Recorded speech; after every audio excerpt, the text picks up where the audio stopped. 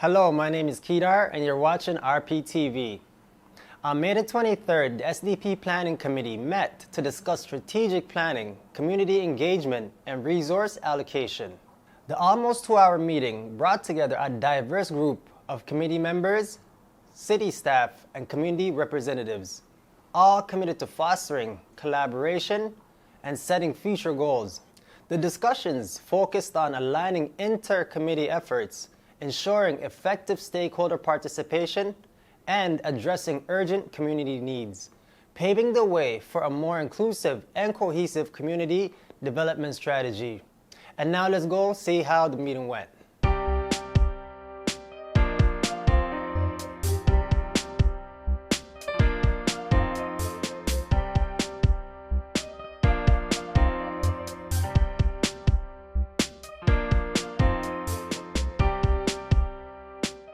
Hey, welcome everyone. Today's May 23rd. This is strategic planning meeting held by the planning committee and of course the strategic planning committee members.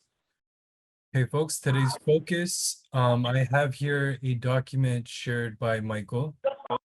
This is the same agenda that was emailed out to the larger SDP. And so we have today's focus being working groups. So I'll let the strategic planning committee take over. I'm still here taking notes for those of you not watching the camera or the screen rather. So if I can have strategic planning committee members take over and then take the document.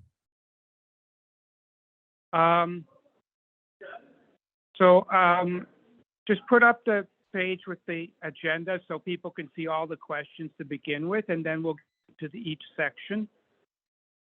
I've already done that. So if you got that? Yes. Okay, so those are the overall questions.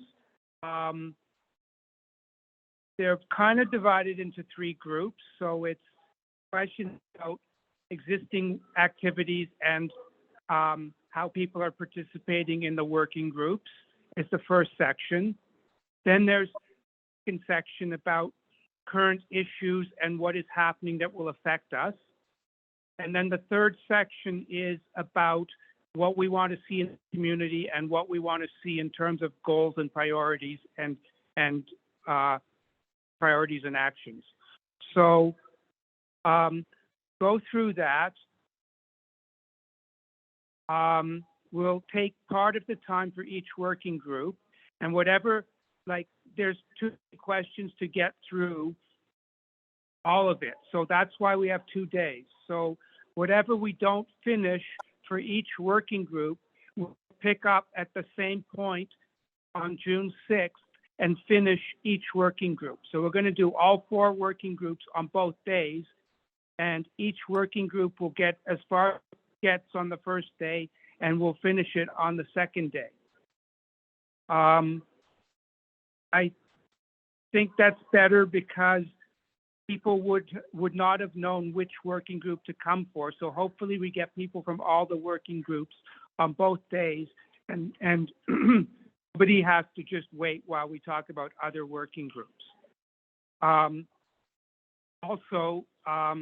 Obviously some people are going to be more involved in working groups and know more about each one as we go through it.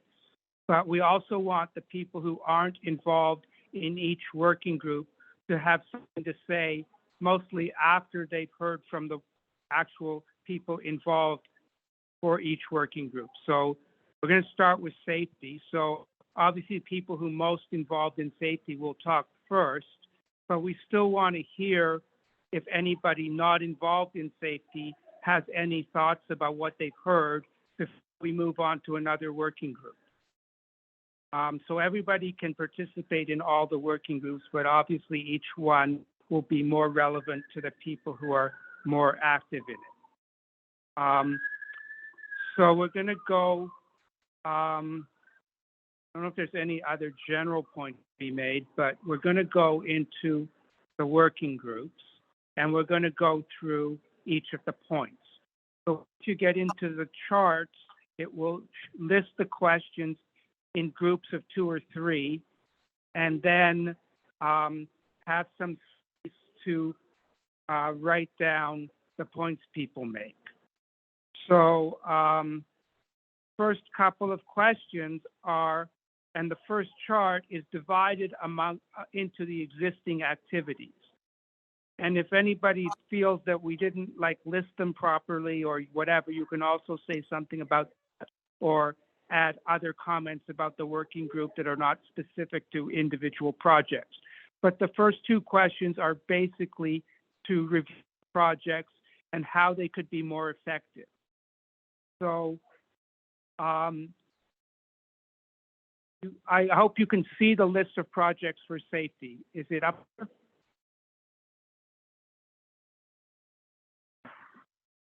Yes, Michael, Hello. it's up. Okay, so looking at the list of projects for safety, I don't think we have to go through the projects one by one. People can comment on whatever they have an opinion about, and then we'll go back and check if we've got something for each of them. But were they effective, and what would make them more effective for each of those projects? No طبعا بدي إياه عشان الاسم Okay. تاريخ الاكسبايري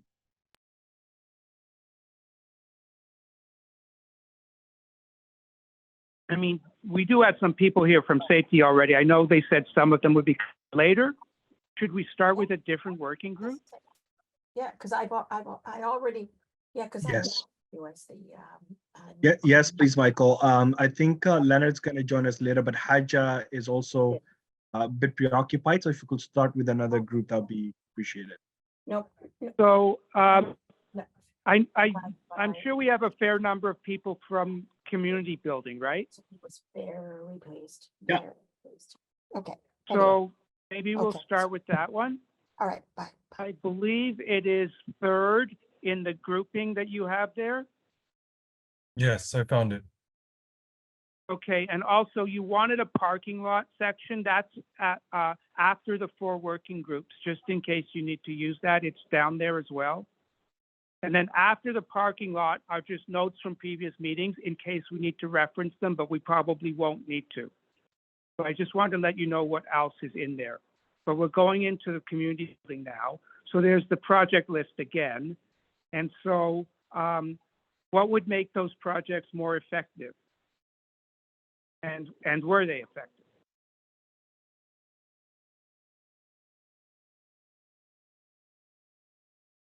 I can start off. Most of the projects can be made more effective if there was more lead time for planning. And also if the funds are, the source of funding is, how do I best put it? It's predictable. So we have commitment for specific funding for specific projects.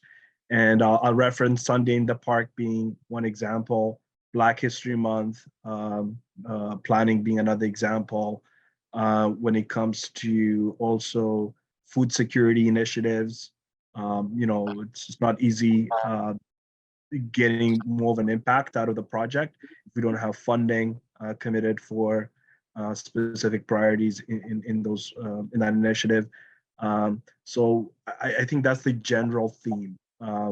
Specifically, more lead time, so planning way in advance of whether it's an event or meetings, so that people are better prepared for that. And secondly, is funding and resources.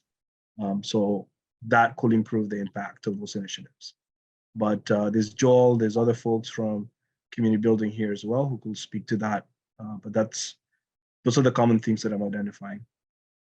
And lastly, broader participation from residents, agencies, grassroots organizations. So increasing participation as well will always deliver a big impact. Michael, you have 2 hands, one from Gail and then Elena.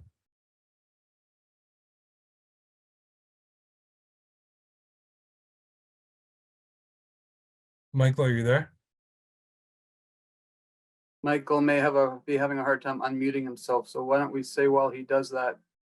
All right. Gail and Elena- oh, he's right. back. Good. So So don't sort of wait for me to say, yes, you can speak. Once you hear your name listed and you know what order you're in, just start with the first person on that, because that'll go faster.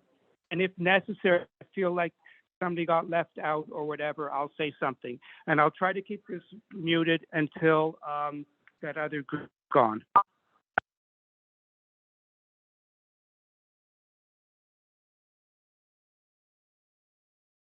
So go ahead, Gail, and then just people go in order without waiting for me to say their names.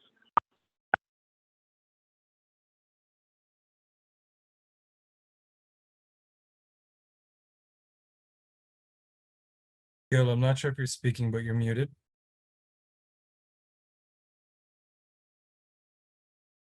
Maybe I can start, by the time the girl get back. All right. Good afternoon, everyone. Thank you very much, Michael.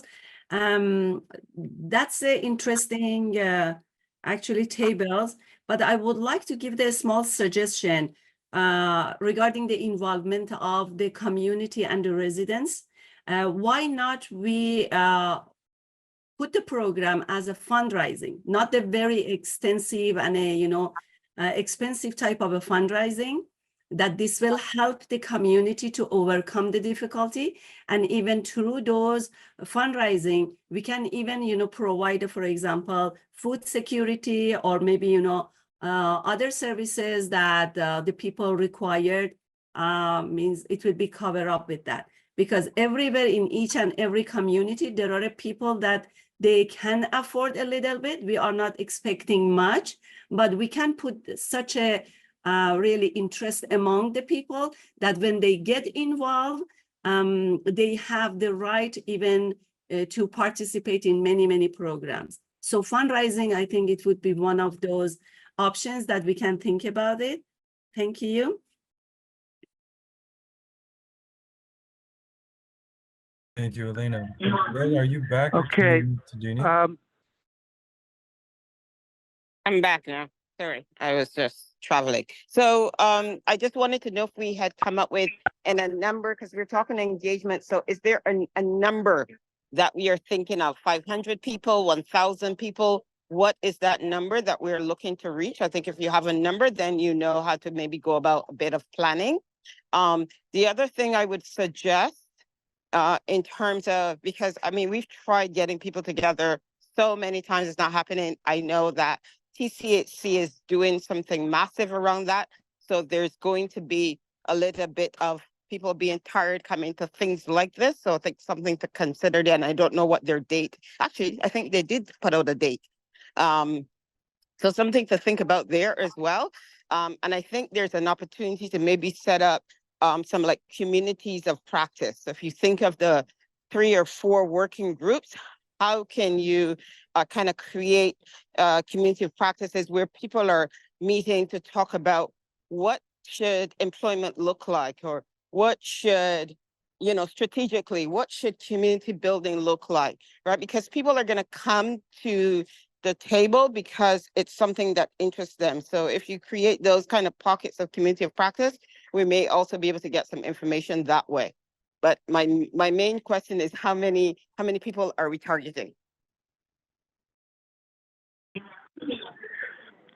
Okay, so that's more like a specific that we can come up with later on when we get to the questions about how do we actually want to proceed with our priorities in the future.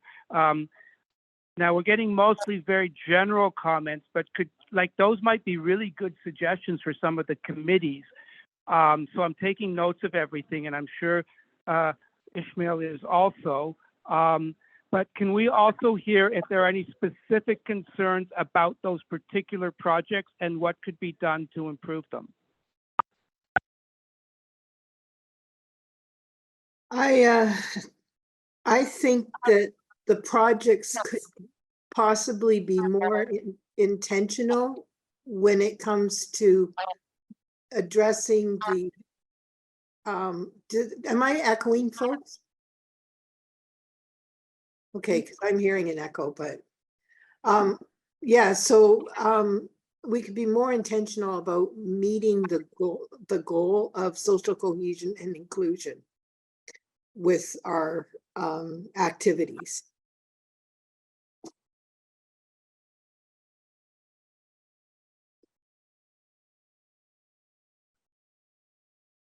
So, and I say that because community building lends itself to that when we're talking about building community. So, you know, in what ways do the projects address the goal of SDP around social cohesion and inclusion more intentionally? I don't know, maybe is there like, is this just not really the best like time or forum for us to be discussing like the individual projects, and people would rather talk more about like the general, because we can move on to some of the later questions if this first part about reviewing the projects isn't really what we need to be doing right now.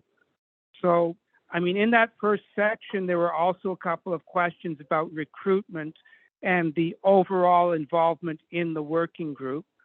So, and we've had a few people talk about that. So maybe we can also see if there's anything more to say about that, and then we can move on to some other sections. But I feel like maybe we could come back to this, because if we go through the sections this quickly, we won't really get enough really material. So, but let's see if there's anything more about recruitment that people want to say.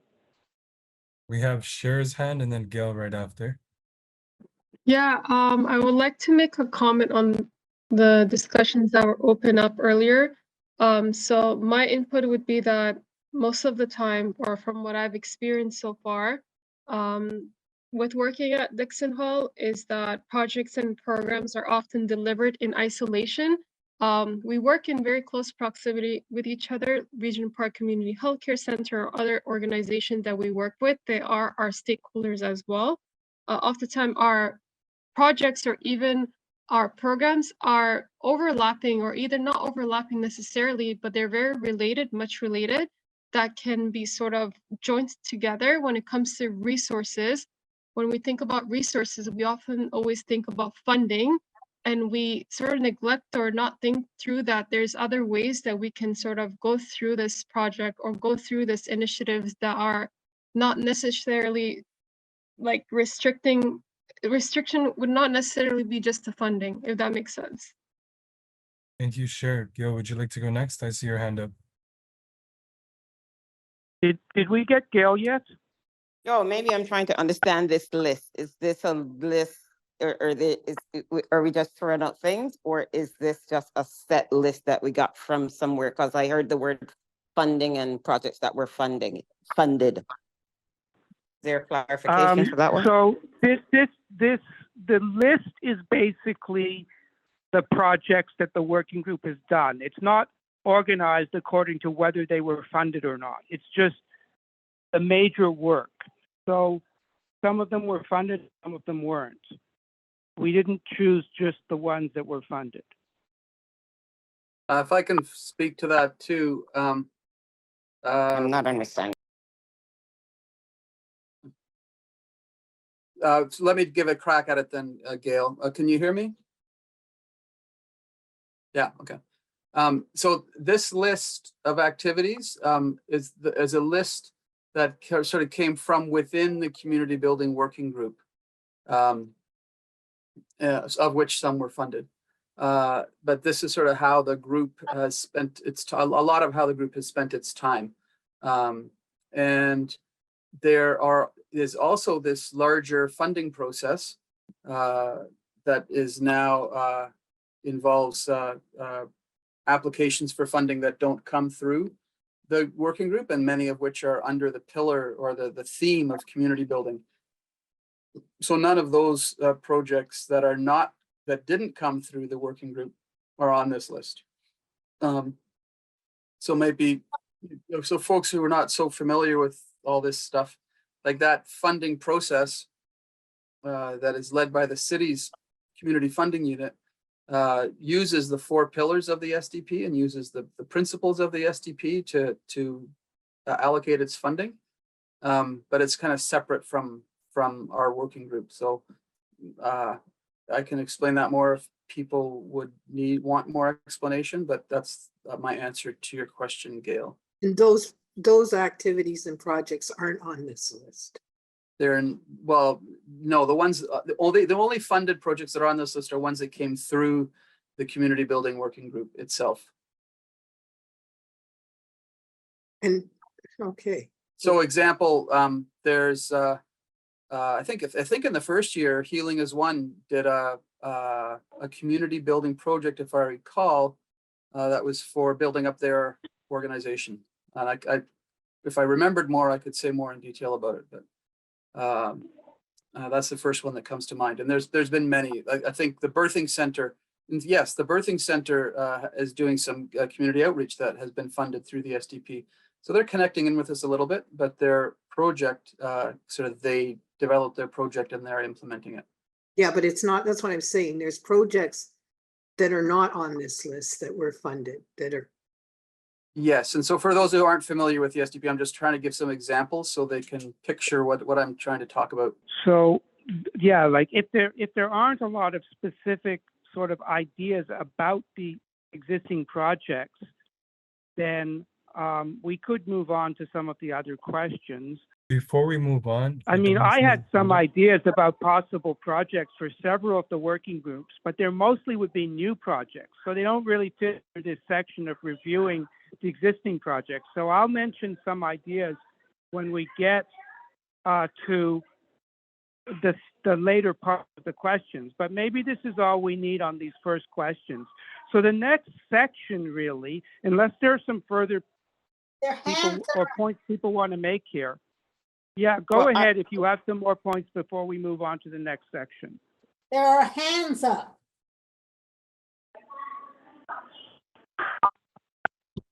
Lots of hands up. So we have Adonis, Gail, and then Dini. Yeah, so I put in that chat for anybody. We just put out a special issue of Catch the Flavor and on EP, and it actually has all the projects, and we call them socially benefit projects that were funded through the SDP. That's from 2020 essentially to 2020, the last, I think 2024, I believe, or 23. But anyways, all the projects that were funded are there. So if you have that, if you were on the mailing list, you should have got it not too long ago. It should be in your email. I put it in the chat, a link in the chat. I do want to say in terms of the projects, my review of the projects, one of the things that's not clear is, and it's similar to what Gail has said, there's no real objectives to, we know that Sunday Park takes place every year, which is great. But there's no real objective to any of these projects at all that I have found. There's no, we want to reach out to X number of groups, we want to reach out to X number of people. They're just general. And that's one of my criticisms with, and I'll do this criticism with other projects, including community communications, but there's no measurements to it. Black History Month, we put it on, the committee supports it. Again, no measurements. Access to space projects and reports. I don't even know, except that what success has come out of it, except that I think RPNA got a space on the 3rd floor, and the mental health project. Again, I'm not clear what the initiative was. I thought it was to provide grassroots groups with access to space. I don't see, except for that 2 groups, I don't see how having a committee with those kind of resources that came in the committee, how valuable it was. Again, I'm raising that just because I don't know. But certainly there was some money attached to that, and don't know how how it was measured. In terms of the work with the Habitat Pavilion, my sense is the Habitat Pavilion gets a lot of resources, or certainly more than the SDP does. And I'm not clear what our work with them is all about, what the measurements are, how much resources spent on that. Food security, again, no measurements, no sort of aim, what they want to do. Everything is not clear. So my comments would be that for future projects that we need to have measurements for all these things. We need to know what our targets for all these things are. And we need to be able to report on our targets for all these things. And if the goal is to engage TCAC residents and market residents to be involved in these things, then we have to, which is what social inclusion is about, then we have to really say it. We have to say, put measurements on that. So that's, so I don't know if any of these well, you know, I know that you could say like, okay, I've been to Black History Month. It was really good celebration. Sunday in the Park was amazing, amazing time. But I would like to see like how many vendors do we want to get? How much like people do we want to get out? How do we count this? Like, so real measurements, whatever those are. And those are just examples. So thank you. Okay. So There's several people on the list. I think there's Gail, Dini, and Waleed after me. Okay. Let's have a few of those people, but we're talking more here, and maybe this is to be expected for the first working group, that we're talking about what we should be doing in terms of process. We're not actually getting into discussing the projects themselves, and maybe that's just not going to happen today. But I would advise that some of the things people are talking about are more related to later questions in this sequence, which we will get to on June 6th. Well, So Mike, go ahead with the speakers list. let's just put everything that's out there. Let's put everybody's comments out there and then figure out where they go. Because we're not sure. All right, but then we basically don't have an agenda, and that's fine. We can do it that way. I'm just trying to make sure that we get some of this work done. That's all. Okay. If we can do it in a totally arbitrary order and just record everything people say and sort it out later, we can do that. But I'm still going to try to refer people back to the questions. But go ahead with the speakers list. Okay, so Gail, Dini, and then Waleed. Go ahead, Gail. Yeah, I think I'm struggling. I'm struggling with the process. So maybe it's because I just got here, but even from the explanations, I'm not understanding, right? So I see Wanasa is here, but I didn't know that was a project. And then we have a cafe project, but that's not listed, right? So I didn't know we had a project on food security. So I thought these were a list of projects based on what Joel was just saying. So I don't know if these are just things that happen and we're just listing them, but the cafe certainly is is something that happened. Yeah, but that's a different working group. Yeah. Gail, this is just on the list. You're looking right now only at community building. Oh, okay. Well then, shoot, what do I know? Okay, thank you. See, I didn't understand the process. Thank you. Exactly, yeah. Dini, I think you're next. Then Okay. Well, in regards to how were people involved in the projects and involved in leading the projects, some of the projects, it's really interesting. Like I had a little bit of problems trying to address that because like Black History Month, community building didn't lead that event. Community building was a partner in that. Mhm.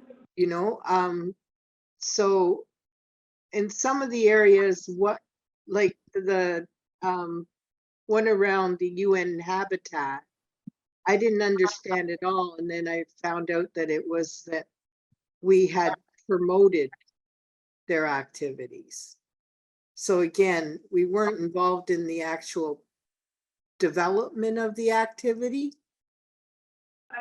So I think there needs to be more clarity in regards to role, which projects were actually, you know, designed by, led by, implemented by that work group.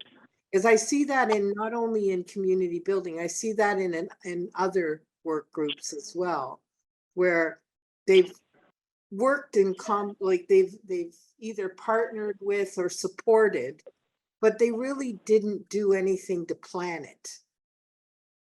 You know, or the participants of that work group weren't involved in the planning or the implementation of the activity. So sometimes I'm like, would I really call that a project of that work group? Mm. You know? Waleed, I think you're next, and then Rashida. Thank you, Adonis. So just for clarity, because I think we're confusing ourselves, every project on that list was co-developed with members of the community building working group, whether they were co-chairs or active members. So there was co-development in every project listed on the screen. And then there's a question about numbers and impact. And that's a really important question, Adonis. Thank you so much.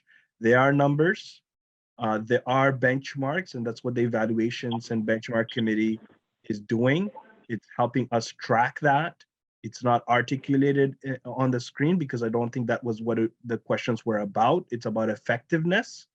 And you know, when we measure data, we could argue how effective it has been or not, right? But there are numbers, and I'll give examples. So increased contact with grassroots groups. We have connected with about 28 grassroots organizations in Regent Park, and that was because of the work we did through the Space Needs report, but also the access to space at Daniel Spectrum that we'll also talk about. This was about bookable space, multi-purpose rooms at Daniel Spectrum, as well as the SDP office space to help resident leaders who are involved in projects, which we have accomplished. So when I think about Sunday in the Park, we have numbers, but they're more estimates. But we do have numbers of vendors that have shown up. We have been tracking that information, right? They've registered with us. So we do have an understanding of who's been showing up. Elected officials love it. They've all shown up, especially in the last Sunday in the Park. We had Minister Marcy Ian, Mayor Olivia Chow, and other folks join that meeting. Join that event. So we are tracking who's showing up, and we're also speculating, but we are trying to do a better job in this Sunday in the Park, right? Like actually have better estimates. When it comes to the access to space projects, and if anyone read the report, all 28 organizations that participate in the report, so their phone numbers, email addresses, and the priorities are all listed in that report. So all it requires is just someone reviewing the report and noting down the impact, right? So like what I'm trying to communicate to everyone who's part of this call is let's not confuse ourselves. There are numbers. These are co-developed. So if someone could point to one example where there are no numbers, I can answer that, right? Because I don't want to. I think you're misunderstanding a little bit, Waleed. The idea is the target. Exactly. Now that's a good not point. Tracking the target. Exactly, How many Dini. vendors do you want to attract? How many vendors did you get? So it's Yes, I agree with you. I agree with the you, Dini. metrics. Yeah, the metrics is we do have the data. We don't have the goals and targets established. And that's why one of the one of the recommendations I made earlier when it came to projects connected to community building, and this could be general advice for everyone else, is the more time we spend planning and setting those targets and the goals, the more effective we are. But at a bare minimum, we at least have some data that we could analyze to see whether there has been an increase in participation, for example, right? And some projects, by the way, are about partnerships, building partnerships. So when you talked about the World Urban Pavilion, Ferdosa is not part of this call, but one of the things that really stood out to me when I had a conversation with Ferdosa is, Walid, a lot of people did not know there were spaces that are bookable, or that they could access at the World Urban Pavilion. Oh, that's actually because we haven't done a good job in communicating that those opportunities, or that there are events there that residents are invited to and they're able to participate. I just want to thank Rabia, who's part of this call, has actually helped with those efforts. But when it comes to effectiveness, going back to the questions, I think it's very important to start talking about the gaps, targets being some, and also participation, right? I think that's a really good measurable way of tracking how effective we are. It's how many people are choosing to participate in our projects and events. So I'll leave it at that. And if anyone has any questions about the numbers, please let me know, or reach out to Joel and the co-chairs of the community building. That information is available. Thank you. Okay, so we're going to have a few more people on the speakers list, and then we should move on to either other questions for this working group or another working group. And I'd also like to remind people that effectiveness is about whether or not you're getting results that you want. It's not just a numerical measure of how much you did. It's whether do something produced what you wanted it to produce. So this is more of a process of reasoning about what we're doing. It's not just numbers. Rashida is next. Rashida. Sure. Hi, everybody. Okay, for me, I am a bit confused because I felt like we're all over the place in this meeting, and I'm just not sure exactly where I'm directing myself to. What am I speaking about the Sunday in the Park? Am I talking about the community building, or am I talking the SDP? And I just like to get that clear, right? And when we talk about certain things, I just like to know, are we talking about numbers, or are we targeting certain people or certain population? I'm not sure. I'm just a bit confused. If I could get that clear, and I can just able to input my thought as well. So what we're supposed to be doing here, first of all, is talking about community building, and secondly, bringing forward, not necessarily right now, but as we go through the questions, what you think should be done to make it more effective. So for instance, if you think that we need to have targets for particular populations, then we can discuss that that's what you think we need. If you think we need to do something else. So we're getting suggestions related to community building. Now, the first part was supposed to be a review of the existing projects. We're sort of at this point ready to move on to the later sections of community building, which is what are the major problems you're facing, or issues, or external circumstances.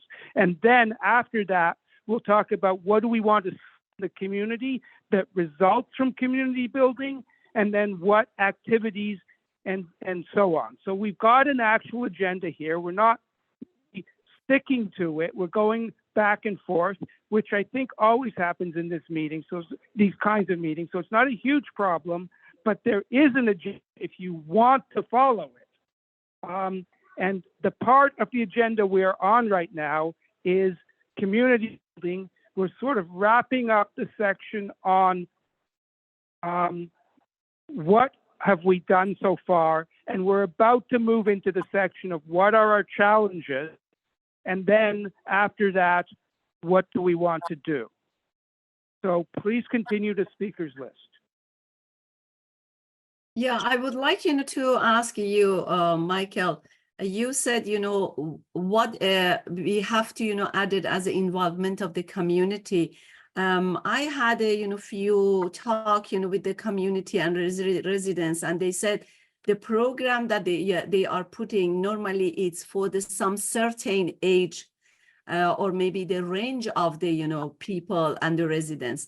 So they asked me why you do not have the specific program and involvement for the group of the seniors as well as the mothers with the small children, so that they love, to get involved with the community, but they don't know, how, and how we can go for them, what type of activity we can provide for them, how we can get involved. And these are, I think, the issues that the community are really keen to understand.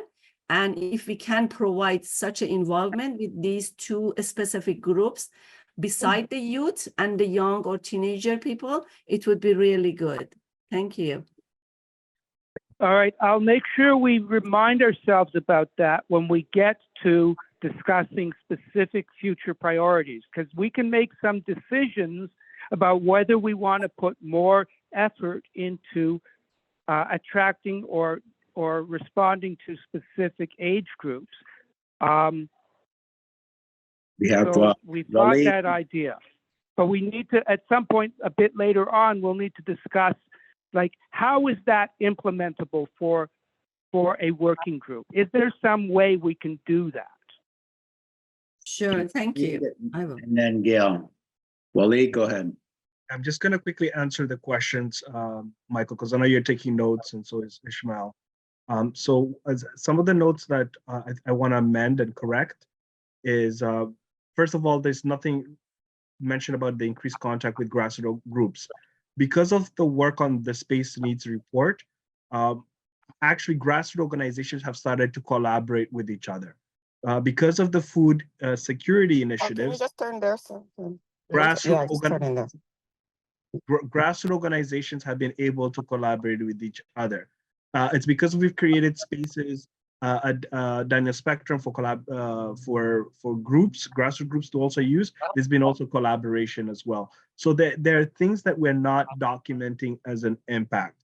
For example, when it comes to Sunday in the Park, because of the amazing collaboration between grassroots organizations and agencies and residents, led by youth, we received funding from the city last year for Sunday in the Park, like a huge allocation to make it a success. And we had more partners. And so there are things that we need to document as good things that we want to see happen when it comes to these projects. When it came to the access, the space needs report for rezoning, those findings actually made their way into the community services and facilities report. So again, I'm going to say community services and facilities report that was approved by City Council as part of the rezoning application in December of 2023. So that's a success, right? We've been able to influence the community services and facilities report of City Council and get City Council approval. So there was a response from the city, and the response is to incorporate the findings of the space needs report. Okay, so that remark is inaccurate. And when it comes to collaboration with the UN Habitat Pavilion, more residents have been exposed to events. We've had an opportunity through the collaboration that we had with the pavilion to tell our story, the Regent Park story, to the rest of the world through various panel discussions, but also through initiatives that align with the work of the World Urban Pavilion around the world, specifically when it comes to food insecurity, right? So there are things that have happened that we need to better document. And I think when it comes to improvement, I think it's comes down to participation, resources for the projects and events, and lastly, adequate planning so that there's co-development of of the goals and the targets of the projects with residents, not residents being an afterthought, right? That's what co-development is all about. So I think we should try to articulate those pieces to communicate how we could improve when it comes to. And by the way, all these projects come through community building. It's residents that come up with these ideas and these initiatives, and then they become the priorities of the working groups. And that's why there should be a connection with the funding that the city also offers. It's supposed to fund the priorities of the working groups. So we need to also talk about how do we set priority setting, so that, all these important initiatives are sustainably funded in the long term. Because I think that's important for us to discuss if we want a long-term, action plan on ensuring that residents can meaningfully participate in all the 4 working groups. Okay, so we've used about half the meeting so far. If we continue at this rate, we will need about 4 meetings to get through all of this. And we only have scheduled for 2. So that's fine. We will not get through everything at this rate. If people would try to be more like concrete and talk about like specific issues that the working group faces, specific solutions, that kind of thing, then we will actually get more like useful results out of this. So we should move on to another working group now, but before we do that, I'd just like to have people try to mention 2 or 3 like top challenges or issues or external circumstances that the community building working group faces. And you can go into there, and in the chart, I've put down a few things just because they come up again and again, like just the practical matters, like holding hybrid meetings or needing to get funding from the city. So those are just your basic level things. They're not specific to the working group, to this working group. If people could maybe think of 2 more items that could go on that list that are particular to community building working group, and then we'll move on to another working group. So one body of work I think that's missing from here is the women's circle. So challenges that they're facing, or they are not supported by the community building working group. Well, they've said they don't feel supported by the community building working group. I think when we think about the Habitat for Humanity group, there was a group of, I think, 2 or 3 residents who were, and Marlene was one of them. I don't remember the other person. And then you would bring that information back, whatever it is, because they would be meeting at a specific cadence, and then you would bring that back to the planning table. I think we maybe had 1 report back, and that was it. So that to me would be a challenge. So it seemed as that relationship, as it was intended, broke off. I think with all of the projects that I've seen, so if I look at this list, always the challenge is kind of hurt feelings. Some people feel this group is doing everything about it, or I don't know. There seems to be these hurt feelings as you talk to people. And then the other challenge would be, because you've got a grant, you're following the grant guidelines in terms of the outcomes. And I think sometimes in the middle of the project, we kind of, if it's not working that way, we change course. We decide, okay, we're going to do something different. The other challenge I find is that we measure success based on how many people show up. That seems to be like the guiding thing. And then we have a lot of qualitative data. Somebody may say it was great. Somebody may say it was not great. When I look at Sunday in the Park, the vendors complain, those who are selling, that they are not getting business because there's free food. So I think that's something that could be solved for. So based on what I just said, Michael, can you tell me if that's what you were looking for? Okay, well, I did get a few notes from that, yeah. Are there any other sort of I specific? just want to know if that's the process, right? So are we nailing the Yeah, process? Because you're right, you will have 10 meetings. That was quite directed towards this. Yes. Anybody else wants to talk about like the challenges or circumstances, internal or external, that the community building working group is facing right now? I would. I had made a comment about the Black History Month event, and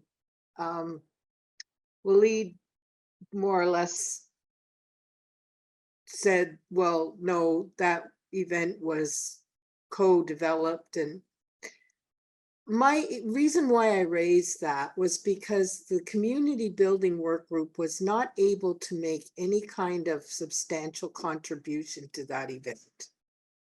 The event was led by the Regent Park Community Health Center. We partnered and attended meetings. You could say the community building work group had a representation at the meetings, you know, but it was coordinated and implemented not by the community building work group. You know, it was the funds were raised and it was funded not by the community building work group. So, you know, I had a little bit of an issue when we say, oh, that was our project. It wasn't. You know, and so I think for some of the activities when we partner, we just need to be clear that we're partnering with. That way it doesn't look like you're trying to co-opt a project that belongs to another group. You know, because that can cause that kind of hurt feelings when people feel that you're taking credit for somebody else's work, or, you know, so. Yeah, yes. And I've seen that work in both directions. I've seen other groups list projects done by the SDP as if it was one of their own projects. Yes, yeah. So that my point is not to insult community building work group, or any other groups, but just that I think we really need to be clear when we're partnering, when we're hosting, like Sunday in the Park. Sunday in the Park is hosted by the community building work group. It is, you know, community building work group forms the planning committee. It chooses and finds the coordinator. It raises the funds. You know, that's an absolute credit to community building, Sunday in the Park. So you know. Okay. We have All Gail, right, so- Mel, Joel, Mershida. Or did you want to move So, on? and after those people, we should probably move on to another working group. Hello, can you hear me? Yes. Okay. So I agree that the vendors at the last Sunday in the Park were a bit affected financially because they were not able to sell their goods to the community since the food was provided for free. Now the same situation happens with Taste of Regent Park, which is produced by Fred Victor Center, but they invite members, the same members of the community that provide the bazaar and other services. They always had the same feeling that Fred Victor, provides free meals to the attendees or whatever you can afford, and that is not a fair game for those who have invested in the preparation of their meals for Taste of Regent Park. So I don't know how I will be able to find a common ground or some kind of solution so that our vendors are not affected by this situation, and you don't get emotionally also offended or anything like that. Thank you. Joel? So I wanted to speak to the question of how much involvement of community building working group members there are in these different events. And I think the point I'd want to make is that there's kind of a model for a lot of these events that is followed. The details look different, but the model largely is an agency takes the lead in organizing something, while there is also community building working group involvement in, especially in getting it going, trying to ensure that something happens at a community level, and giving continuing input of different kinds. And that ultimately those events can look different, but there may be a difference in degree, but it's not a difference in really the nature of the thing between, for example, Black History Month and Sunday in the Park. There's a lead for the community health center was the lead for Black History Month. Neighborhood Information Post is the lead for and the trustee for Sunday in the Park. And it's that relationship between, say, residents or other members of the working groups and the agency that sort of that drives it forward. And I think that for many of these that's the way that these things are made to happen. And there's always invitations to people who come to the community building working group to join planning, and some people do, and many people don't. It's not a thing that necessarily everybody wants to do. So there's different ways that people engage with the work, and it's not always in terms of planning and being involved.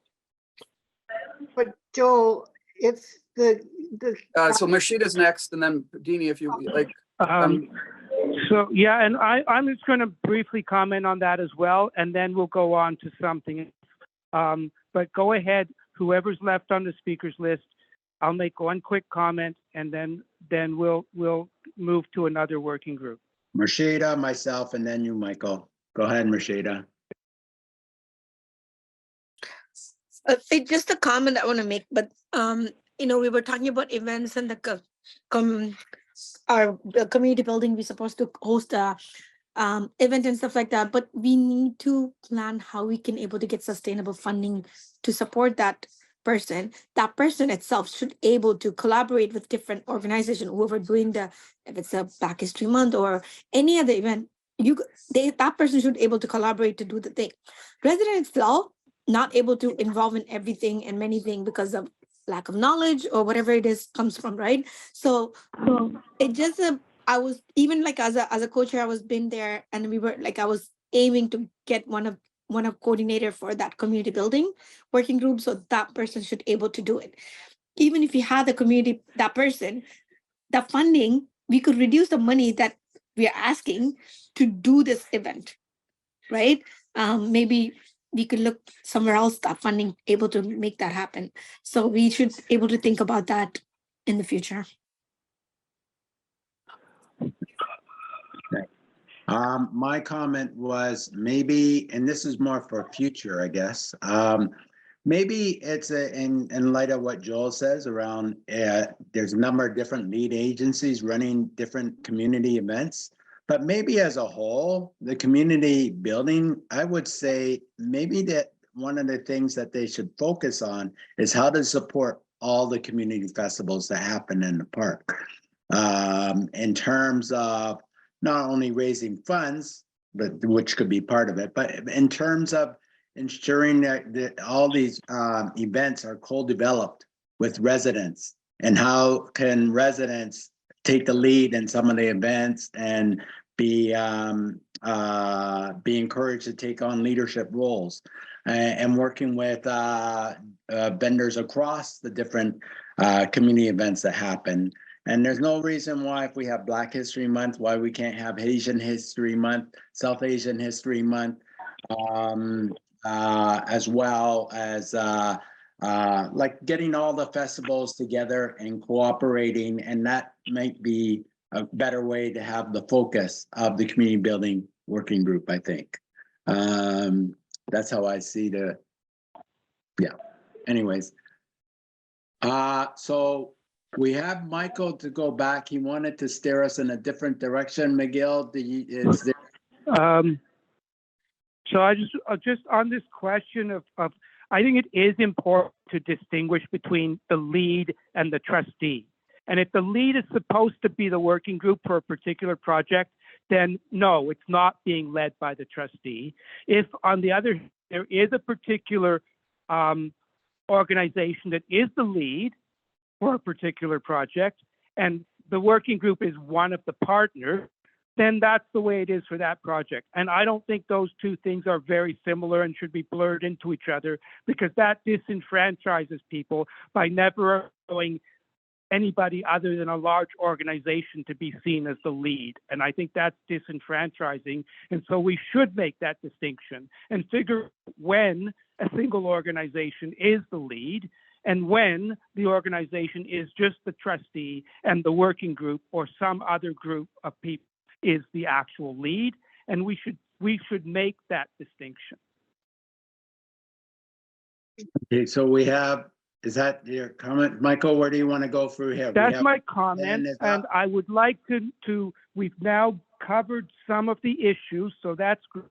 I think we can pick up on this working group at the next meeting. I think we should we are going at about half the rate. Like, it will take us, instead of 2 meetings, it will take us 4 meetings to get through all of the questions for all of the working groups. So I don't know what we're going to do. Maybe we want to schedule another meeting.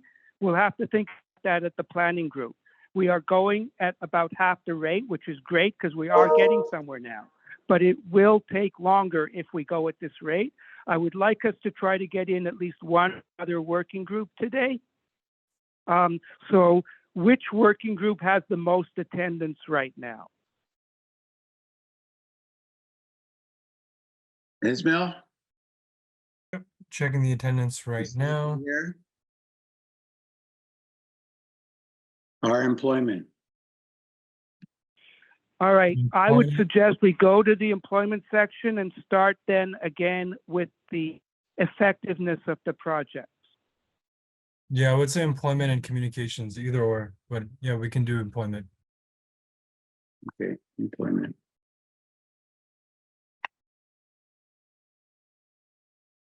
Okay, So if you find that section, again, there are projects, there's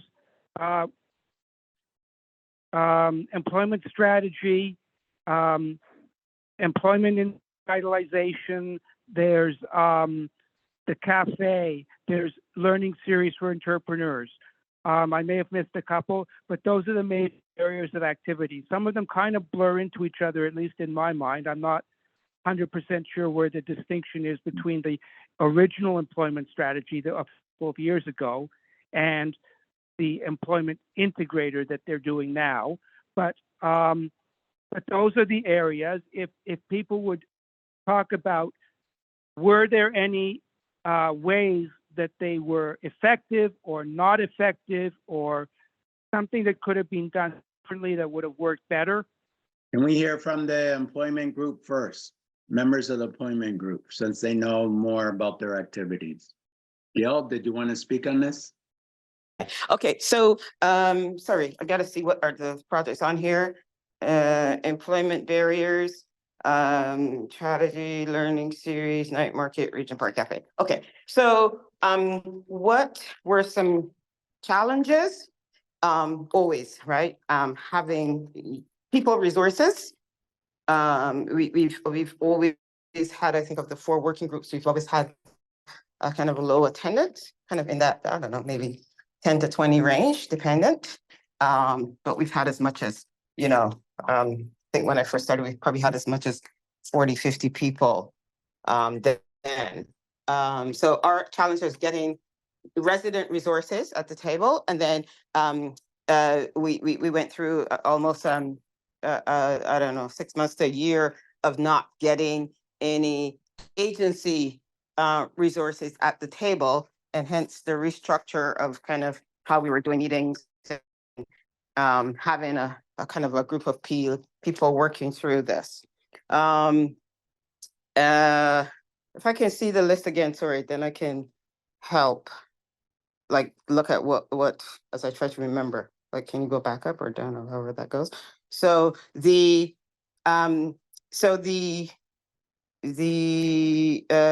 first one, which was gathering the data, I would say very successful. I mean, you know, we had a very detailed plan, and we had hired someone, and they were a resident, and then so that helped. But also they had a background in the research, so we ended up with a final report that we could use for some of these other things, and that is still there. Still is that. We also have a database at the time, it's probably a bit outdated, of all kind of the organizations in the community that are doing stuff around employment and economic development. The workforce integrator, you know, this is around the connected community model. So really, again, the big hiccup was finding the right hire, the length of time to find a hire, and then finding the right hire. And then we were given a smaller amount of money for starters, so we had to really fit it into that. And then again, finding the right hire for doing that type of work, I think, became part of the challenge. But they still ended up with, like, here's a list of kind of people that require some supports. But I think, again, because we had a drop off of connecting back with them, it seems as though we lost that group. And I think they said it was about 40 people looking for employment. So the model, so the good things though is that the agencies, so YSM and other agencies are on board with that, and they've been working through it and understand the model and want to see it implemented. I think Will is really important here. So that's kind of the good thing. And now they've gotten more funding, so starting back again and looking to do another hire. The learning series that was successfully found out. This was the one time of all the projects, I would say, we found the right hire at a higher caliber in terms of their KSA, their knowledge, skills, and skills, their competencies.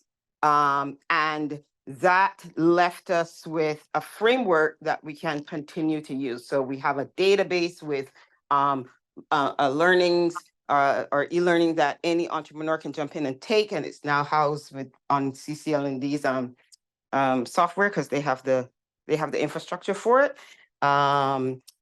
People walked away with like different assets to help them in terms of their business, costing, blah, blah, blah. But again, some of the challenges there would, people would sign up, but then they would not follow through for a myriad of reasons, right? But they did not follow through. But that program was very well put together, very well structured.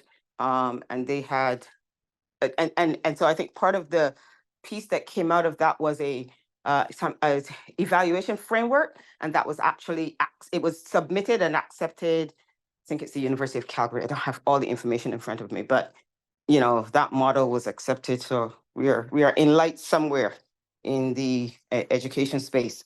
Night market was difficult. So again, good thing about it is that we had a group of people that came up with the name, so they were invested in it.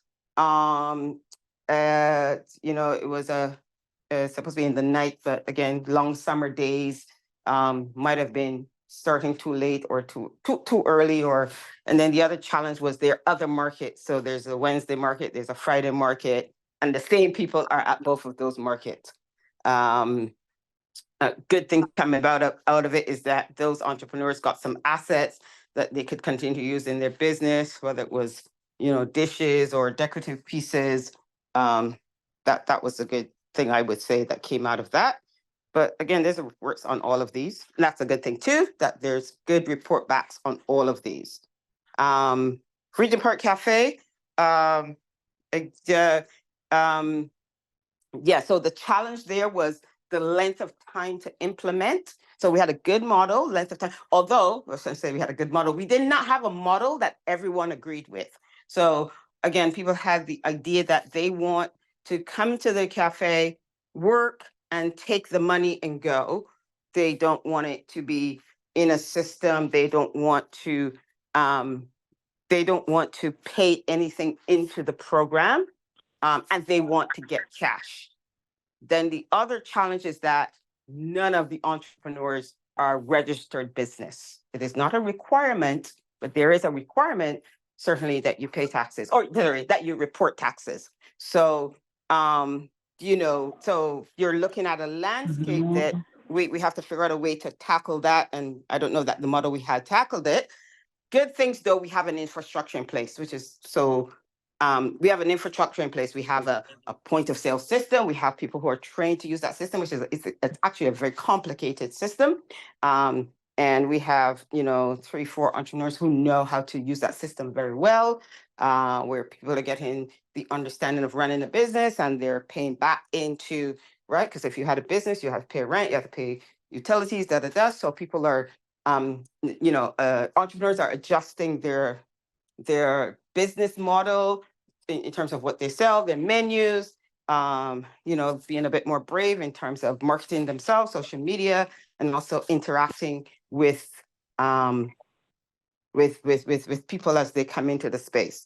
Again, as with everything, I find is that everybody starts off gung-ho and then there's a drop-off. So we were like 9 entrepreneurs and we are at maybe 2 right now, right?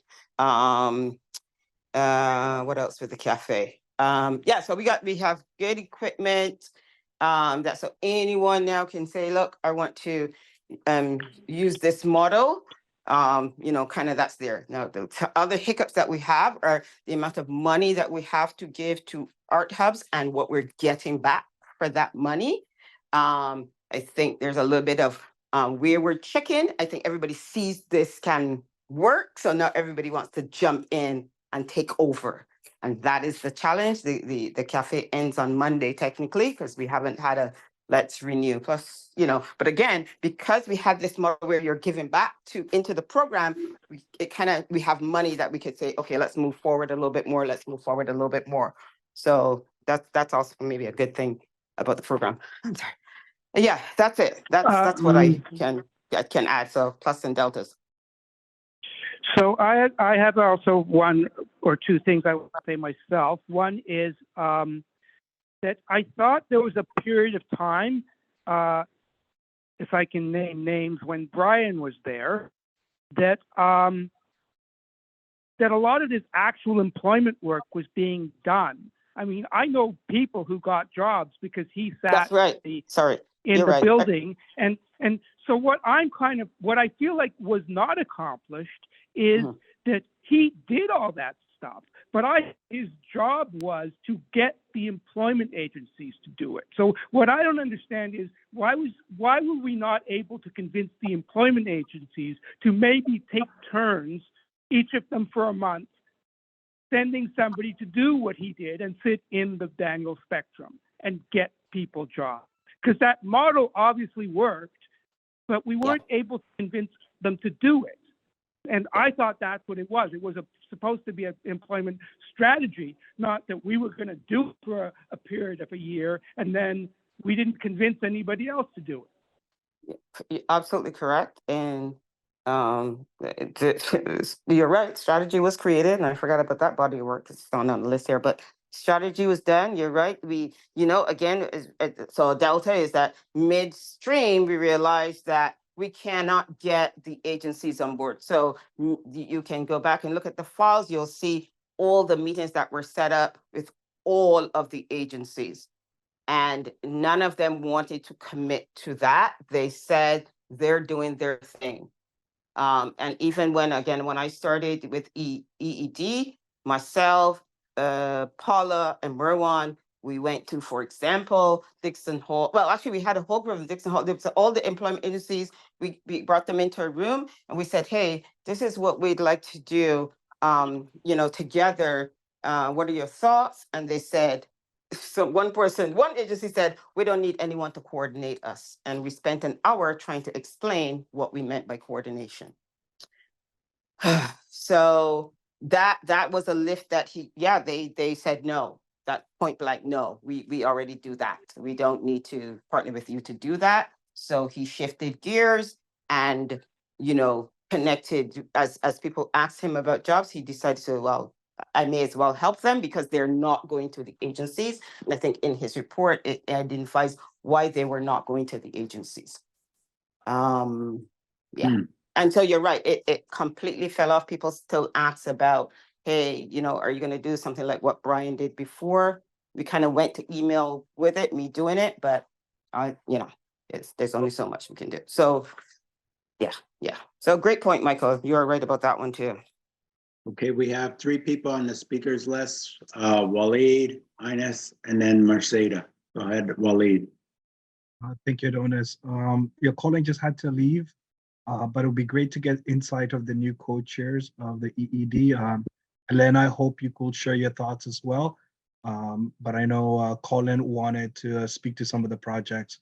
But I'll just say that Gail summed up a lot of the remarks on the successes of this project, so I'm not going to repeat those points, but I will mention a couple of positives and then talk about where we could improve things. So one of the things that I found was positive about the Regent Park Cafe was it gave residents the opportunity to gain real life experience, to be business owners, to understand what are the expectations to to start a business or to be part of a business. So I think that was very important as a learning. But the other piece of the RP Cafe that I thought was important was it exposed the community, the broader community, with the diversity of food options and entrepreneurs that are in our community. So it was an opportunity to do that important work, to incubate a space where we can start talking about businesses, local businesses in our community that should be better supported. And this was not possible without city funding. So that's a positive thing, that collaboration with that funder as well. So I thought that was very important. The other piece is I think it helped with skills development. Marketing, for example, I see a lot of the local entrepreneurs who are part of the Regent Park Cafe use social media to promote their business. Ines, always get your videos on WhatsApp, and they're amazing. But that helped the entrepreneurs themselves develop skills. So I think that's important, and also other entrepreneurs challenging other entrepreneurs to develop skills. And hopefully Ines can speak to that from her experience as a business owner. When it comes to the first item on the list, so if you can go up on the screen. So I'll talk about a bit of critique. We spent significant resources to develop a report on employment barriers. And the emphasis of that report was local hiring. And I found that so important, and specifically on a policy level. And thank you, Michael, for the reminder of the work done by the Workforce Integrator. You spoke to Brian's participation in this important initiative as a Workforce Integrator, and the success of finding folks local jobs, and whether that should have become a strategy where we use employment agencies serving Regent Park as a place not just for referrals for local jobs, but for them to do this intentionally. So one of the things that I hope could be improved on is a commitment by agencies serving the Regent Park to commit to a local hiring policy. Hiring TCC tenants, hiring market residents from equity-seeking groups. It's important for us to be very intentional in employing residents of Regent Park. So that's one important, not just learning, but an opportunity for us to act on, something that we can improve on when it comes to this important initiative. I'm not going to talk about the employment strategy and employment in the revitalization. I think that the workforce integrator was discussed in a lot of details. I love the learning series for entrepreneurs. I wish, though, that there was some sort of, what's the best word to use here? Some sort of package that documented the learnings from this series that was available to It does exist. It exist. does Perfect. exist. Yeah, So that and it's exists. been presented 3 times. Layla presented it twice. So it does Perfect. exist. So that Yeah. that maybe the distribution of that report, whether through the communications working group or just broadly to residents, I think that's important. I don't want reports to just be, shelved and just, waiting for someone to pick it up. I think we need to do a much more proactive role in letting people know about that amazing report and the learnings that came from the entrepreneurs. I think the night market was a success. I think it brought a lot of residents out. I've been to the night market, and I wish that it was just sustainable. It was in the long term, sort of part of the sort of traditions of Regent Park. So I think that's the one thing, is making sure it's sustainable in the long term. But that was an amazing, amazing initiative that I'm very grateful was started by the Employment and Economic Development Working Group. The one thing that I think that was the last item on the list. But the one thing that I hope we could do better is just coordinate better to ensure that the residents are aware of this amazing projects and the impact it's had. Thank you. Yeah, Ines. Okay, hi everyone. So I just wanted to say something regarding about the Regent Park Cafe. The Regent Park, from my aspects, from my feedback, the Regent Park Cafe has been an amazing thing that has happened in the community, thanks to Gail. It has, I think, like Gail said, a lot of the entrepreneurs had a different vision of the cafe. It's a lot of hard work. It's commitment. It's not you go and you're gonna sell out, and you guys all know me. I go there. I don't leave until I sell my last empanada. And I get up at 3 a.m. just for you guys to have a little understanding of behind the scene. And it's not the cafe is mine. I'm there. I made a commitment to be there and sell my empanadas. I made a commitment for me to learn more. I have learned so much by myself, and Gail is witness, where I've been teaching the other girls, encouraging them to come more often, because it's needed for customers to see the different cultures. I believe myself, it's not about me, myself, and I, it's about all of us working together, because that's where people should see and buy the stuff from a different backgrounds. But going back, it's a commitment. It's a lot of hard work. It's not easy when you're there sometimes all day. I'm up from 3 a.m. Sometimes I'm there to 8 p.m. I come home to prep for the next day. I sleep maybe sometime a day, 2 to 3 hours. And it's just for you guys to have an understanding. And I hope this will continue, because it is important. Shasna and I, we were just talking about it yesterday. What are we going to do? What's going to happen? That for us, it's our second home. That's how her and I are looking at it.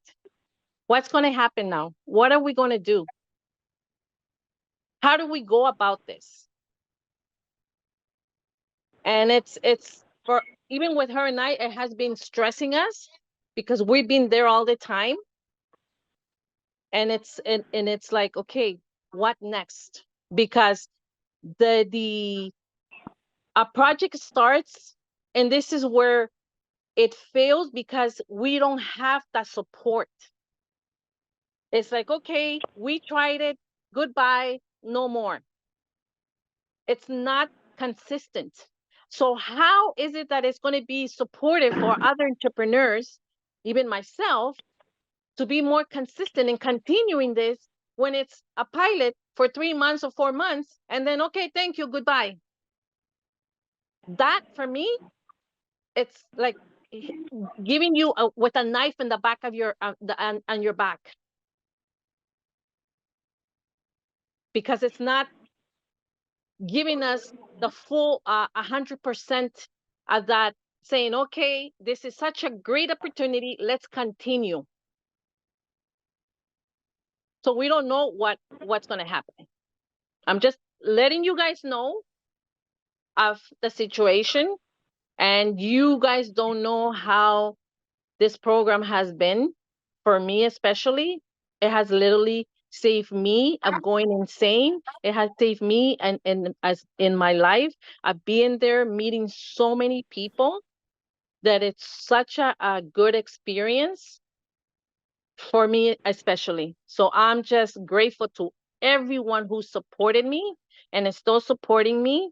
So I will love to see more entrepreneurs, but I think they need a lot, still a lot of guidance throughout. And it's because too, the different culture, right? Some people are not very, when people come, you greet them and they're more quiet. I've encouraged the ladies, just say good morning. It doesn't matter if they don't say back, but at the end of the day, that will keep on building. So we need support. Thank you. Thanks. Thank you, Gail. Thanks, Diane. Mercedes. Thank you. Yeah, I think whoever wants to say that they said it, but I just gonna highlight it. Honestly, that one of the best thing ever happened with they had a very amazing initiative that happened with the employment, especially with the Brian. And then I know how many people who actually had a good resume done, and then they were able to help, apply for the employment, whatever they needed. At least it's the foundation is there for them to kind of work on it. I wish this project can re-happen again. Honestly, even myself, I got benefit out of this. But honestly, night market, in my personal opinion, I think it's somewhere there it's a success, because of that reason, I see many of them doing home business, cooking and different way of approaching, and even get the education piece was the best out of everything. People actually went to learn all those things, and then they're implementing it. Some of them staying in the cafe, which is amazing. Some of them actually, I've seen them, they're actually doing it in their house, among whoever they know in a smaller scale. But like I said, the only thing with the be sustain is to sustain. As a resident, I think we have to kind of work together how we can sustain. We can't depend on the city all the time. We know that they're not going to support it all the time. As I said, that city needs to look the money for the SDP. It's for to build the community, not to support the organization. I'm not sure why the money got into those ones. I'm still questioning myself and to others too. But yeah, honestly, please, Gail, bring back that program for the employment support. Not everybody business people, so some of them are wanted to work. So we need that support in the community. Thanks, Mercedes. We have Okay. Deanie and Marlene. Okay, and I also have some things to say on this topic. Okay, you're up then, Michael. Go ahead, Deanie. Okay, I wanted to say that EED's visibility is very good. And I don't know that got captured well, because it's not really a project, but as far as effective, I find EED's visibility to be very effective. And I also I find it really good that it's so clearly identified as a work group of the SDP. I think EED does that better than most. Yeah. And I'd like to, acknowledge them for that. I was wondering, kind of building off the issue with the employment services. whether or not EED has ever had any discussion about asking residents about their experience with employment services, and what ways those services could be improved. Like I thought maybe it might come out of that research that was done. Yes, and Gail says yes. Yeah, it did. Yeah. I would like to, yeah, I'd like to see that continue. But just, I would like, to add a little bit that in a recent actually update that I have with the residents of the Regent Park regarding the employment and employment opportunity, the challenges that they're facing, it was that they are not getting the proper information that we have discussed in the committee. And they said this time, it would be, more of the involvement, and then putting in a more social media. Even they have put the, more open, and they send the, email to everybody, to all the members, that they can forward to the people that they know, or towards the, part of the community that they are known. So that's things that is happening, and I think it's good. But still, I think we can, do more by a direct approach, maybe to each and every building of the community, and provide the information directly, maybe at their really letter boxes, or maybe the managerial departments, that we have to, discuss about that, later on. But I'm hopeful that, we can, approach all the community, that we don't get any disappointment through the, community people regarding that we did not, receive the information about the employment or the services that you are providing. Thank you. Right. We have Marlene next. Yeah, I know that, it's, people are saying, it's up to the city and so forth to help fund us to keep the cafe going. But right now, that's not what's holding us up. This is really in the hands of Daniel Spectrum and Art Hubs. And, we have very little control over what Art Hubs does, unfortunately. And I don't know what they're doing. And I've been, I'm one of those people behind the scenes trying to keep this thing going and get appointments. And there are a number of us involved. I mean, that RPNA was one of the main people involved in starting this cafe. And we're not really kept in the loop about where we're going to be. And I keep asking for appointments. I keep asking for meetings of all the stakeholders. But Art Hub seems to be doing this on their own right now. And listen, I'm on the board at Art Hubs, and I don't know what's happening. And I can't seem to get meetings going on. So I don't know quite what they're doing. And I don't know whether we're going to be given that space. But I'm not happy about it. I'm really not happy about it. So this has nothing to do with the city at this point. This has to do with Art Hubs. And we don't, it's their space. And if they'd like to go and do something completely different, that's up to them. And we don't have a leg to stand on. So you're saying there's no funding issue at all? Like No, that's not what I'm saying. That's not what I'm saying. That's not what I'm saying. But I'm saying right now, whether there's going to be something in community hands is up to them. It's up to them. And that's the major, like we had until the end of May, and we were supposed to have meetings weeks and weeks ago to see where we're going for this. And they have not kept us in the loop. And I can't seem to get a meeting together. There's always a reason why we can't get meetings together. All of the stakeholders should have come into those meetings. And meetings are happening without us. Decisions are being made without us. And I can't get around it.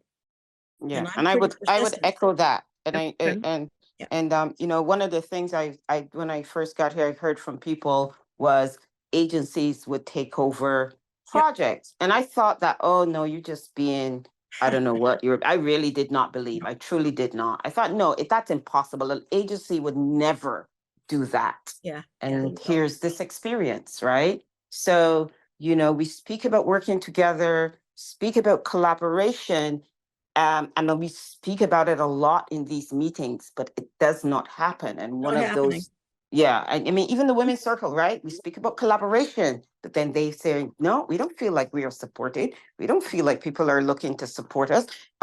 They went through hell with the agency, people being left outside in minus 30-degree weather. That's Marshida, she's on here. I would place that in the realm of disrespect, because, is it that because of who I am, you've decided you can treat me that way? And I always, this analogy for me is, if you're not going to do it to the prime minister, why are you doing it to me? If you're not going to do it to the businessman, why are you doing it to the scavenger? Because you believe they are less than. Anyways, let me get off my soapbox. I think one of the But that actually is a challenge through a lot of the work that we do. We don't get the buy-in from agencies, but then again, I came to the table and I've heard, residents saying agencies want to take over. So there's a disconnect. Yeah. And it causes problems. One of the things that I think that they felt quite bad about is that they were put in the position of landlord. From their perspective, they felt like a landlord, and they didn't want to be a landlord. They wanted to be much more involved. And I think that they sort of felt very slighted by being considered a landlord. I don't think there's anything wrong with being a landlord, frankly. I think that's a pretty big a pretty big thing to gift, is being a landlord. And they were being paid for some of the things that they did. But being a landlord is not really what they want to do. They want a whole lot more involvement than being a landlord. Well, if they have the involvement, then the rest of us don't. So Okay. what's that going to mean to us? I don't know. If someone else is doing the work, it means that we're not. And they haven't explained it. They haven't they were supposed to send a proposal. It didn't happen, as far as I understand. So it sounds like I'm not most pleased. within. And I've had discussions with Fareed, and not getting clear information at all. And the way you're suggesting this, it sounds like this goes much higher up than Fareed, right? Is that correct? I think yes, but I think Fareed, is a good part of it. But yes, I think they see an opportunity. It's I'm guessing, but it's a relatively good guess. I have good reasons to guess. I think they see an opportunity. They've watched this, and they've seen it, and they've gone, wow. This could be good. We have 7 minutes before the meeting. Okay. Do you want to go to any other area before we? Well, I do want to say a couple things on it myself. First of all, I think that the employment working group would be able to do more if they started to think of these meetings they have every 2 weeks as their main working meetings, and did not just sort of target those to just the co-chairs and a few of the larger organizations, but got more local and smaller organizations and other people involved on a more regular basis. If that's the main focus of their activity now, rather than the quarterly meetings, then I think those meetings, they need to get more people there in order to have more human bodies to do more work. I'm going to be trying to join those meetings, maybe not in next month or so, but soon, because I think that those meetings have to become more of the focus for 20, 30, 50 people, but for 15 people who want to meet every 2 weeks and do something. So that's a practical sort of organizational structure. Now, the other thing I want to say, sort of more policy level is that I'm like interested in a lot of economic policy issues. So there seems to be some issues about there's a decline in construction activity. There's obviously a lot of issues with technology and the economy. There's issues with job requirements that I've talked about before, reducing the number of unnecessary requirements for people to hold positions that don't necessarily need those requirements. So a bunch of things like that, that I think like we could hold workshops, or we could just find ways to raise those issues and deal with some of the economic issues, not just getting people jobs. So that's my idea of what the problem and actions that relate to them could be. Okay, so for 5 minutes left. So, yeah. So, yeah, we're not likely to do much more at this meeting today, but just looking at the way we've gone, we've done about half of the work for each of 2 work groups. So in that sort of rate, we need 4 meetings to complete the full work for all the working groups. What do you So mean? we'll have to take that back to the planning group and figure out what that means for us. Okay, so, but at this stage, I think the next meeting that we have is scheduled for June 6th, I believe. June Thursday. 6th, yes. And we will be continuing the work of the last 2 work groups. But also, if anybody, now we sent the questions around, if anybody has any more information to add, it's not limited to these meetings. They could just send that information related to these questions that we've been asking. So you don't have to wait till the next meeting to do so. And particularly if there are meetings that work, the working groups that we already covered, you could still send input around those questions around the work groups. Also, like the working group should take these to their working groups and discuss them there as well. And so what we did this time is we did 2 working groups, but we did about half of the questions for each of those 2 working groups. So the second half of the questions is a whole major discussion in itself. How will this affect the community? What can the working groups do? How have we addressed those issues? Did we check that our proposed actions will help with the issues that we found? So on. So that discussion in itself is a whole almost equal time period for each of the working groups. So we shouldn't just forget that and think we did half of it here. We did not complete even those 2 working groups. And we know that the questions in the second half were just as interesting and will take just as long. So yeah, Michael, we'll bring some of that can be done at the working groups itself. Take those questions to the working groups.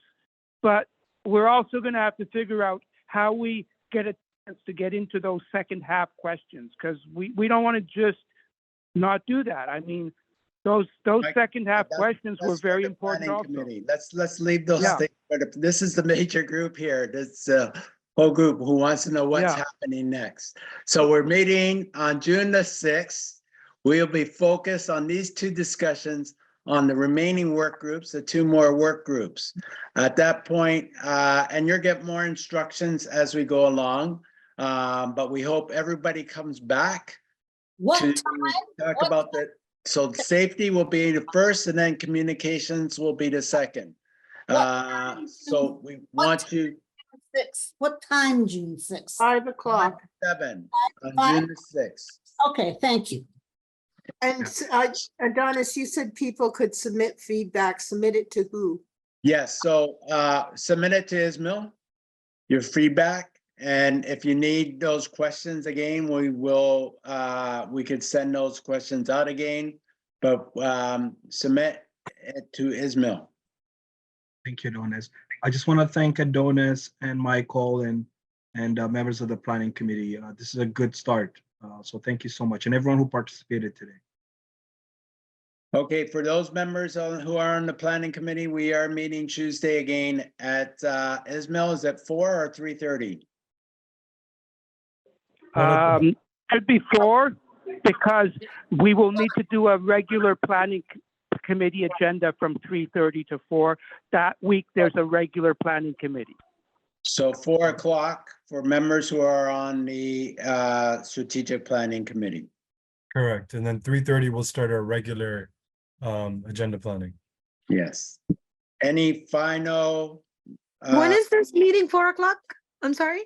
Can you send out a list of the meetings, Ishmael? Thank you. So the strategic planning meeting is the ones who are planning this meeting. So if you want to Okay. be involved in just planning these kind of meetings, I'm not available at 4 o'clock. yeah, understand. Okay. But we want you to come to the next Thursday, 5 to 7 meeting. Yeah. Actually, they're talking about communication, so you better be there. If 5 is okay, 5, at least I could join you guys 5:15, but not Yeah. 4 o'clock. then- Definitely not 4 o'clock. That's the prep work. I hope that everybody has got the latest issue of Catch the Flavor. It's a special SDP report with all the achievements, more detailed achievements, and the list of the projects were funded. Hopefully you have that information as well. Any Be written final, up in a more sensible form later. any final thoughts, Marlene? No, Is that a final? no. Okay, Oh, I did want to ask you, is that available in print yet? we weren't gonna print them because we don't have the All resources. right. I got the email. Okay. Thank you, Adonis. I'm Very sure helpful. I can, get it somehow. Okay. All right. Great, everyone. Thank you so much for your participation and giving us the feedback. Really good information, and hope there's more to come. There will be more to come, so stay tuned. Thank you very much, everyone. Have a good weekend. Bye, everyone. Bye. Okay. Bye-bye. Bye. It's a good meeting though. Thank you so much for watching. Don't forget to like, comment, share, and subscribe to our YouTube channel. Please follow us on all our social medias, and for more information, please visit our website.